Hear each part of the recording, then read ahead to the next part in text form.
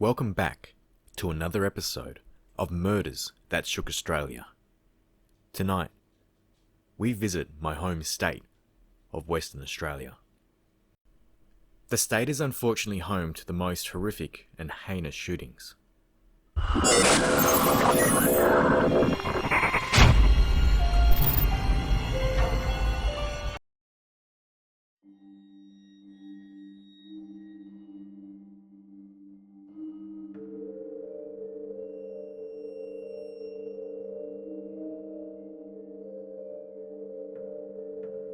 We begin tonight's video with our first case, the Bedford murders. 24-year-old Anthony Harvey makes history by becoming the first man never to be released after being found guilty of murdering his 5 family members. In the Perth suburb of Bedford, Anthony Harvey murdered his wife, 41-year-old Mara, after hitting her repeatedly with a piece of pipe and then stabbing her after she returned home from night shift at a local Coles supermarket. Harvey then targeted his daughters, who were stabbed while they were sleeping, with one suffering 38 wounds. The next morning, Mara's mother, Beverly Quinn, came over to the home to help babysit and do the chores, something she did weekly for the past few years. She was hit in the head with a pipe and then stabbed. Mara's body had been moved to the children's bedroom, where Anthony stated that he arranged the bodies to appear as though she was cuddling the girls, whose favourite toys he placed around them. He then wrote letters to the victims, saying he loved them and that he was sorry that he had lost his mind. Harvey remained in the home with the bodies for up to 5 days after the murders and sold some of his belongings as well as some women's jewellery during that time. He also withdrew money from his wife's bank account before driving to the Pilbara town of Pannawonica, where his parents lived. Once there, he confessed his crimes to his father, saying, quote, "I've done something really wrong, Dad. I hurt them all. I hurt all of them," unquote. Harvey's father immediately called the police. After his sentencing hearing, prosecutors argued the murders were so serious that Harvey had forfeited any right to a life outside of jail. Supporting evidence included a journal that Harvey had kept. According to one of his journal entries, he had planned the crimes for days and written about it in his journal, planning to eliminate his family, and on the night of the murders, he wrote, quote, "Tonight, I will kill my wife, bludgeon and smother her to death. Then the real hunting begins. But first, my loved ones," unquote.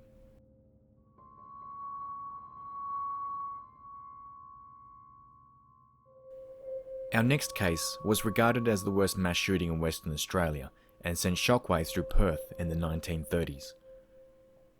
In August 1931, Roderick Australia Davies systematically shot dead his wife Dorothy and their children, Dulcie Rita, Robert Beveridge, Dorothy Lorna, Roderick Henry, and Alfred Norman, ranging from ages between 5 months to 12 years old, at their Carlisle home, a suburb of Perth, before turning the gun on himself. Neighbour Samuel Nifton made the horrific discovery. The couple were found dead in the living room, and the children, all wearing pyjamas, were found in 2 bedrooms. All were laying as if asleep, and there was no sign that any of them had struggled. Mr. and Mrs. Davies had previously embraced spiritualism and believed that life was, quote, "only a transient stage and that death held far more for them than life," unquote, an ideology that was shared by the family who followed in the footsteps of their parents. An empty medicine bottle and 6 letters addressed to the police and to relatives were found at the home, including one in which Davies confessed to the killings. One of the letters stated, quote, "I've been riding under spiritual control for months and have known for a long time that we would all be going soon. Don't grieve for me. I'm so beautifully happy," unquote. Details soon emerged of an alleged death pact between the husband and wife, aged 38 and 32.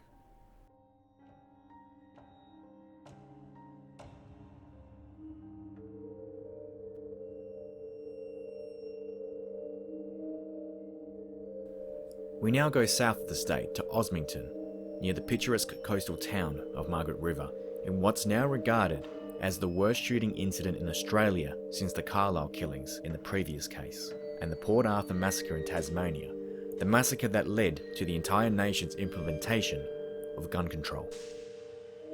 On May 10th, 2017, 61-year-old Peter Miles shot and killed his wife, Cinda, and their daughter Katrina, and her 4 children, Tay, Rylan, Airy and Caden, all of whom had autism, on the parents' 30-acre property.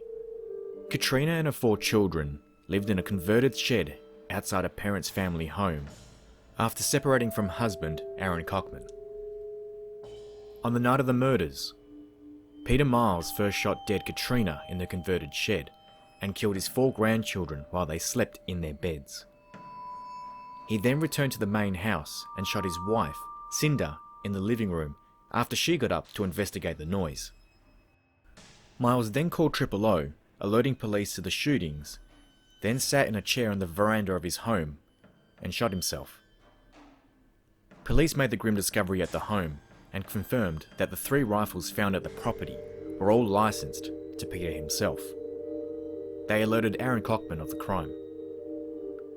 Aaron Cockman had been involved in a lengthy custody battle with his wife, stating Peter and Cinda had prevented him from seeing his children for 6 months, but was later cleared of being involved in the murders. As no suicide note was found, the motive for the horrific murders is unclear. However, Cockman made a statement, quoting, "The Miles family have been struggling ever since learning that Neil, Peter and Cinda's son and Katrina's brother, had kidney problems." In the emotional address, Mr. Cockman said he believed his former father-in-law had been thinking this through for a long time. Neil is one of 2 sons and was awaiting a kidney transplant at the time. Peter and Cinda's 3rd son took his own life about 10 years prior.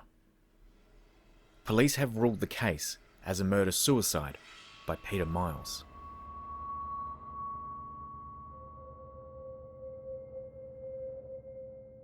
We now come to case number 4, the Greenough family massacre.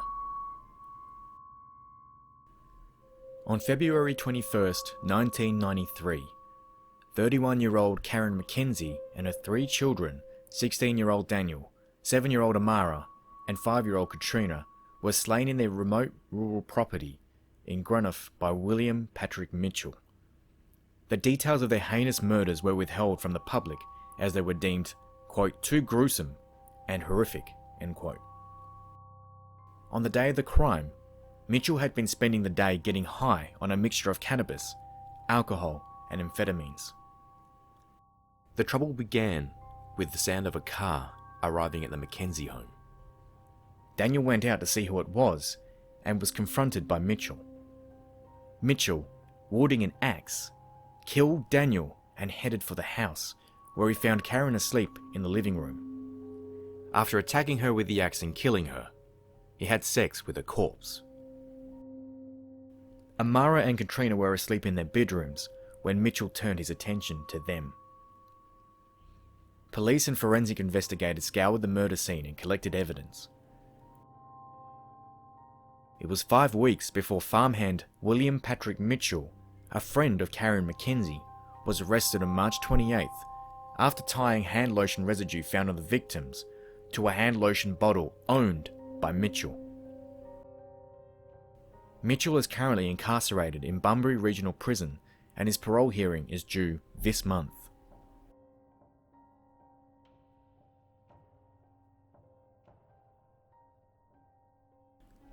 For our next case, we go over the Claremont serial killings, a name given to a case of a missing 18-year-old woman and the killings of 2 others, aged 23 and 27 between 1996 and 1997.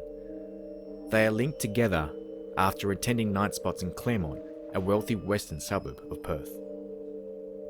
All 3 women disappeared in similar circumstances, leading police to suspect that an unidentified serial killer was the offender, and in 2016, a suspect, Bradley Robert Edwards, was arrested and is facing trial this year. 18-year-old Sarah Spears went missing on January 27, 1996, after leaving Club Bayview in the centre of Claremont.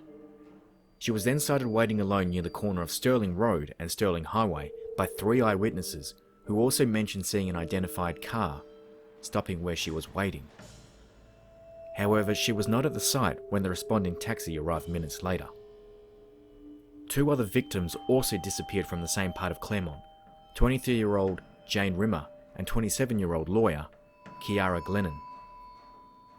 Jane's body was found 55 days later after her last sight, on August 3, 1996, 40 k's or 25 miles south in bushland near Wellard by a family picking wildflowers, while Kiara's body was found near a track in scrub in Eglinton. 3 men at a bus stop saw Kiara walking south along Sterling Highway in Claremont and observed her interacting with an unidentified light-coloured vehicle which had stopped by her. While other suspects were investigated, police arrested 48-year-old Bradley Robert Edwards on December 22, 2016 at his Kewdale house in relation to the deaths of Jane and Kiara, and subsequently charged with both murders. Edwards was known to police, having been previously charged for a house break-in and rape of an 18-year-old woman in Huntingdale on February 15, 1988, and the abduction and rape of a 17-year-old girl near Karrakatta Cemetery next to Claremont on February 12, 1995. On February 22, 2018, Edwards was also charged with the willful murder of the first victim, Sarah Spears. Edwards was working for Telstra at the time of the murders, a communications company, and is suspected to have used the vehicle to execute the crimes. This is corroborated by a witness who recalled seeing a Telstra van parked on multiple occasions at the Karrakatta Cemetery for, quote, no apparent reason, end quote, both after the rape of the 1995 victim and before Sarah Spears' disappearance. It's been suggested by journalist Liam Bartlett that Spears was not the first victim. He wrote that police have told the father of missing woman, 22-year-old Julie Cutler, that his daughter was probably the victim of the Claremont killer. Cutler, a university student from Fremantle, vanished after leaving a staff function at the Parmelia Hilton Hotel on June 20, 1988. Her car was found in the surf near Groyne at Cottesloe Beach 2 days later. Other possible cases include that of the 19-year-old missing girl Lisa Brown, a sex worker who disappeared on November 10, 1998, and 20-year-old Sarah McMahon, who disappeared on November 8, 2000. Edwards is expected to face trial starting on November 18, 2019, to face charges in what's described as the state's biggest, longest-running, and most expensive investigation.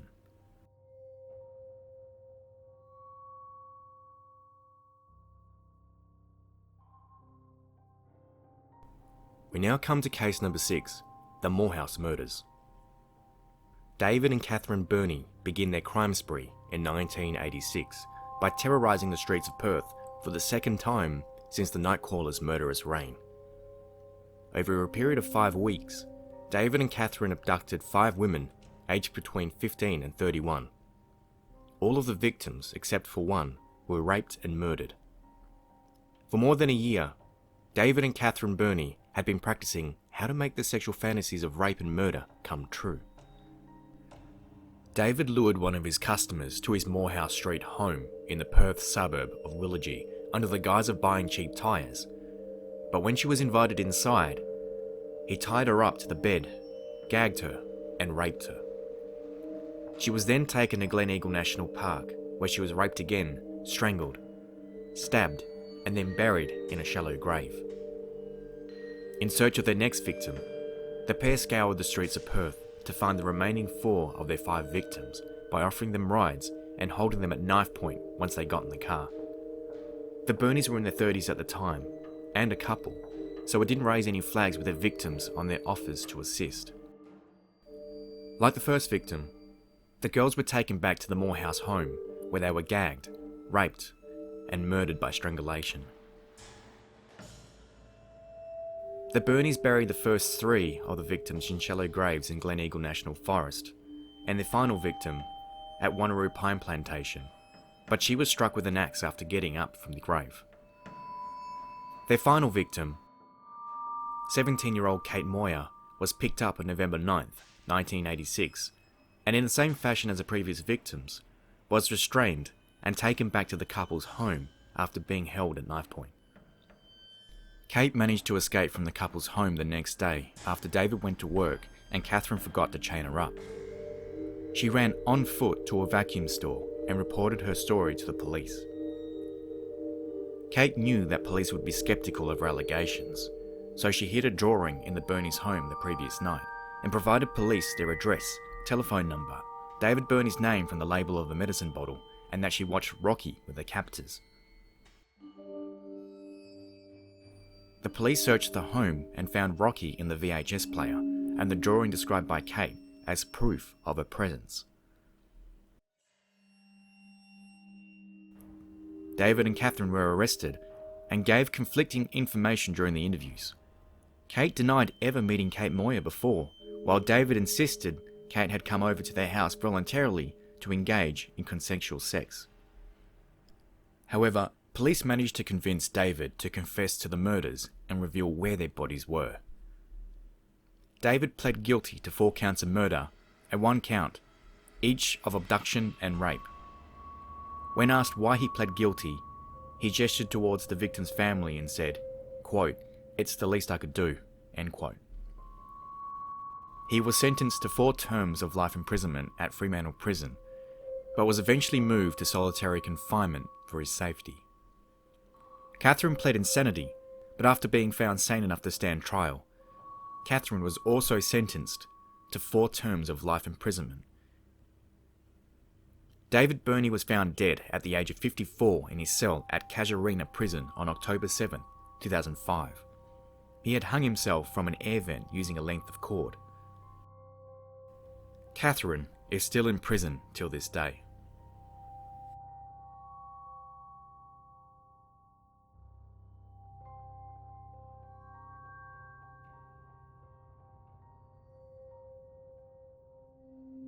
Our final case brings us to the last man to be executed in Western Australia, Eric Edgar Cooke, Perth's first serial killer. Dubbed the Nightcaller, he brutally murdered at least 8 people in Perth between 1959 and 1963. Cooke's strange, bizarre killing spree involved a series of seemingly unrelated hit-and-runs, stabbings, stranglings, and shootings which had Perth completely terrorised. This was an unusual serial killer whose methods seemed as random as his choice of victims. His behaviour was inconsistent and bizarre. The various shootings had been carried out with several different rifles. Victims had been stabbed with knives and scissors and hit with an axe. One victim was shot dead after answering a knock on the door. Several were killed after waking while Cooke was robbing their homes. 2 were shot while sleeping without their homes being disturbed. After stabbing one victim, he got lemonade from their fridge and sat on the veranda drinking it. Another victim was strangled with a cord from a bedside lamp, then had sex with a dead body, then dragged it to a neighbour's lawn, where she was violated with an empty whiskey bottle which was left cradled in her arms. In the 1960s, people often left their keys in their car's ignitions overnight, and Cooke would steal a car almost every night, returning it before the owner awoke. It was later discovered that the cars involved in several hit-and-runs had been returned without the owners realising they'd been stolen. The victims were Gillian McPherson Brewer, who was 22 years old, 29-year-old Brian Weir, 19-year-old John Sturkey, 54-year-old George Wormsley, 18-year-old Shirley McLeod, 24-year-old Constance Madrill, 33-year-old Patricia Berkman, and 17-year-old Rosemary Anderson. Police arrested Darryl Beamish, a deaf mute, convicted in 1961 for the 1959 murder of Gillian McPherson Brewer, a wealthy woman from Melbourne, and John Button became the prime suspect in the death of his girlfriend, Rosemary Anderson, and was charged with manslaughter. But police still had many more victims without a killer. During the police investigation, more than 30,000 males over the age of 12 were fingerprinted, and more than 60,000 rifles were located and test-fired. Cooke was finally caught after a rifle was found hidden in a bush in August of 1963. Ballistic tests proved the gun had been used to murder Shirley MacLeod. Police returned to the location and tied a similar inoperable rifle to the bush with fishing line, constructing a hide in which police waited for the owner to collect it, which Cooke did 17 days later. Cooke was known to authorities as a petty criminal, primarily as a prowler and a thief. When captured, Cooke confessed to numerous crimes, including 22 violent crimes, 8 murders, and 14 attempted murders. In his confessions, Cooke demonstrated an exceptionally good memory for the details of his crimes, irrespective of how long ago he committed the offences. He also confessed to more than 250 burglaries and was able to detail exactly what he took, including the number and denominations of the coins he had stolen from each location. Cooke was the last man to be hanged in Western Australia on October 26, 1964, in Fremantle Prison. Darryl Beamish served 15 years despite Cooke's 1963 confession to the crime. His conviction was finally quashed in 2005 after evidence pointed to Cooke being the killer, and John Button finally received retribution when his record was wiped clean in 2002 after evidence proved Cooke killed his girlfriend, Rosemary Anderson. Cooke claimed that he just wanted to hurt people. During these crimes, the residents of Perth were paralysed with fear as police implored them to lock their doors and cars. Many refer to this case as the starting point to when Perth lost its innocence. That brings us to the end of the video. If you liked it, please give it a like below and let me know what you thought in the comments.